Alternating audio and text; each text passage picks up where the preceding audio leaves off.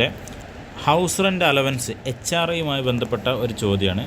11ാമത്തെ question. Mister Vineeth a manager in company in ചെന്നൈയിലുള്ള ഒരു കമ്പനിയിലെ മാനേജറാണ്. ചെന്നൈ എന്നുള്ള വളരെ പ്രധാനപ്പെട്ടതാണ്, കാരണം ചെന്നൈയിൽ നിയമം വ്യത്യസ്തമാണ്. ചെന്നൈ, ഡൽഹി, കൊൽക്കത്ത, മുംബൈ സിറ്റികളിൽ HRAയുമായി ബന്ധപ്പെട്ട നിയമം വ്യത്യസ്തമാണ്. എന്തായാലും ഇവിടെ നോക്കൂ, അദ്ദേഹത്തിൻ്റെ ബേസിക് സാലറി 28,000ആണ്. Dearness allowance 30%. ഹൗസ് റെൻ്റ് അലവൻസായിട്ട് മൂപ്പർക്ക് ഒരു മാസം 6,500 കിട്ടുന്നു. പക്ഷേ ഒരു മാസം റെൻറ്റ് മൂപ്പര് 8,000 കൊടുക്കുന്നുണ്ട്.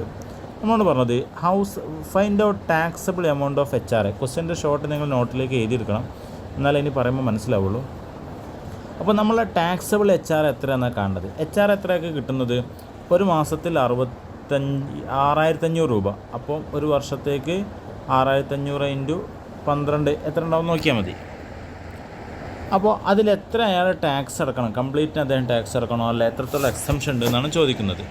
നമുക്ക് ആദ്യം അതുമായി ബന്ധപ്പെട്ട നിയമം നോക്കാം. ഇതാണ് HRAയുമായി ബന്ധപ്പെട്ട ലോ. മുംബൈ, കൊൽക്കത്ത, ഡൽഹി, ചെന്നൈ ഈ 4 സിറ്റികളിലാണെങ്കിൽ നിയമത്തിൽ ചെറിയ വ്യത്യാസമുണ്ട്. അതർ സിറ്റിയാണെങ്കിൽ വേറെയാണ്. എന്തായാലും പോട്ടെ. എത്രത്തോളം എക്സംഷൻ എന്ന് വെച്ചാൽ ഈ 3-ൽ ഏതാണ് ഏറ്റവും കുറവ്? Minimum of the following 3 limits എന്ന ഈ 3-ൽ ഏറ്റവും കുറവ് ഏതാണോ അത്രയും ടാക്സ് നിന്ന് ഒഴിവാണ്. ഒന്ന്, അലവൻസ് ആക്ച്വലി റിസീവ്ഡ്. ഇവിടെ 5,500 വെച്ചിട്ട് ക്വസ്റ്റ്യൻ ഞാൻ മറന്നുപോയി. ഏതായാലും ആക്ച്വലി റെൻറ്റ് അലവൻസ് റിസീവ്ഡ്, അല്ലെങ്കിൽ rent paid in excess of 10% of സാലറിൻ്റെ 10%-യേക്കാൾ കൂടുതൽ റെൻറ്റ് എത്ര കൊടുത്തിന്, അല്ലെങ്കിൽ 50% ഓഫ് സാലറിൻ്റെ പകുതി. ഇതിലേതാണോ ഏറ്റവും കുറവ് അത്രയും ടാക്സ് നിന്ന് ഒഴിവാണ്. ഇത് വെച്ചിട്ട് നമുക്ക് ഈ ക്വസ്റ്റ്യനും ചെയ്ത് നോക്കാം. ഞാൻ പെട്ടെന്ന് വിഷയങ്ങൾ പറഞ്ഞു പോകുമ്പോൾ ചിലർക്കിത് മനസ്സിലാവില്ല, അല്ലെങ്കിൽ ചിലർക്കിത് സിമ്പിളായിട്ട് തോന്നും. രണ്ടായാലും എക്സാമിന് നമ്മൾ എഴുതണമെങ്കിൽ കൃത്യമായിട്ട് ഈ ക്വസ്റ്റ്യൻ്റെ ചുരുങ്ങിയ രൂപം നോട്ടിലേക്ക് എഴുതിയെടുത്തിട്ട് സ്വന്തമായിട്ട് ഈ ലോ വെച്ച് ആൻസർ ചെയ്തിട്ട് തന്നെ പഠിക്കണം. അപ്പോൾ നമുക്ക് നോക്കാം. ഞാനിവിടെ ബ്ലാക്ക് ബോർഡ് എടുത്തിട്ടുണ്ട്. 3 ഓപ്ഷനാണ് നമുക്കുള്ളത്.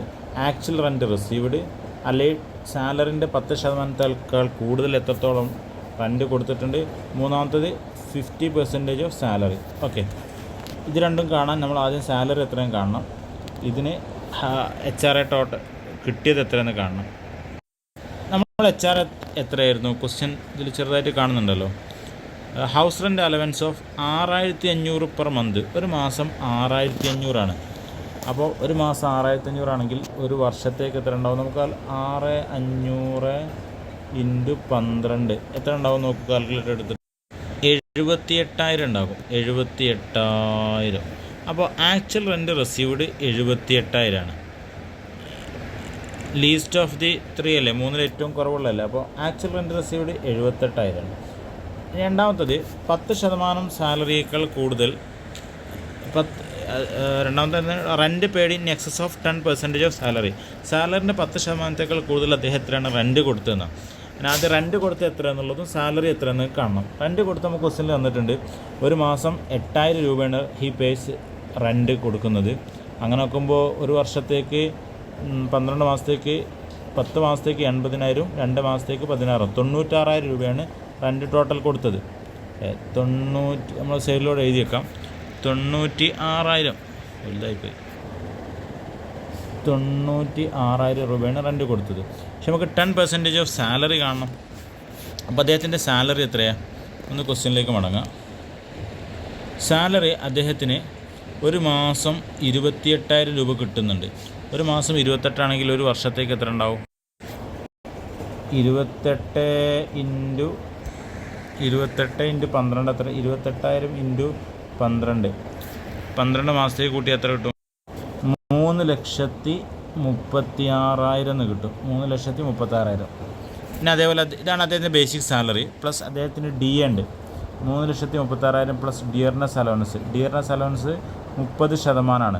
ഈ 3,36,000-ന് 30% 1,800,000 വരും. അപ്പോൾ ടോട്ടൽ അദ്ദേഹത്തിൻ്റെ സാലറി എത്രയായി?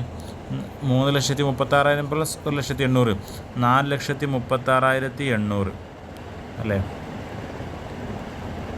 4,36,800. 4,36,800-ൻ്റെ 10% എത്ര?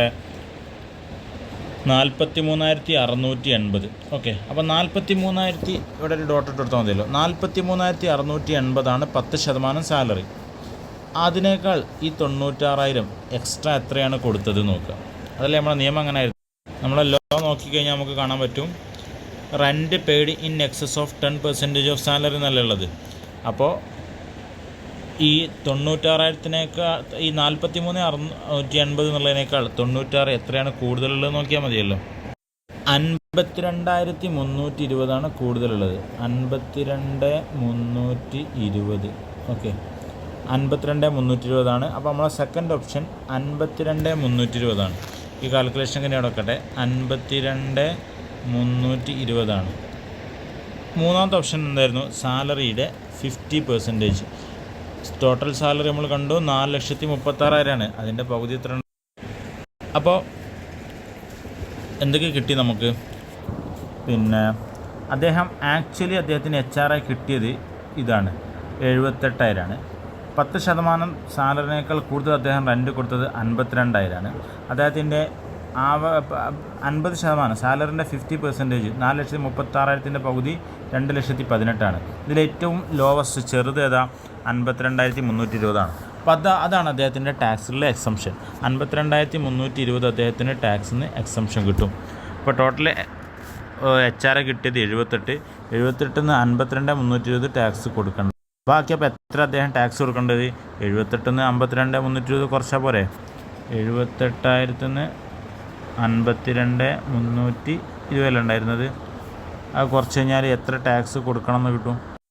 25,680 ടാക്സബിൾ HR. അദ്ദേഹം HR ടാക്സ് കൊടുക്കേണ്ടത്.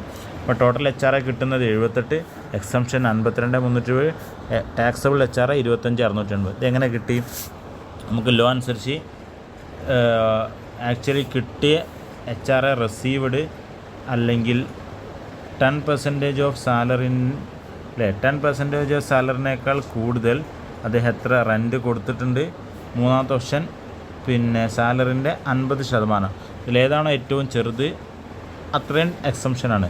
ഇവിടെ നമ്മൾ നോക്കുമ്പോൾ ഇതാണ് സെക്കൻഡ് ഓപ്ഷനാണ് ഏറ്റവും ചെറുതായിട്ട് കണ്ടത്. അപ്പോൾ അത്രയും ടാക്സിൽ നിന്ന് എക്സംഷൻ കൊടുത്തിട്ട് ബാക്കിക്ക് ടാക്സ് കൊടുക്കണം. ഓക്കെ.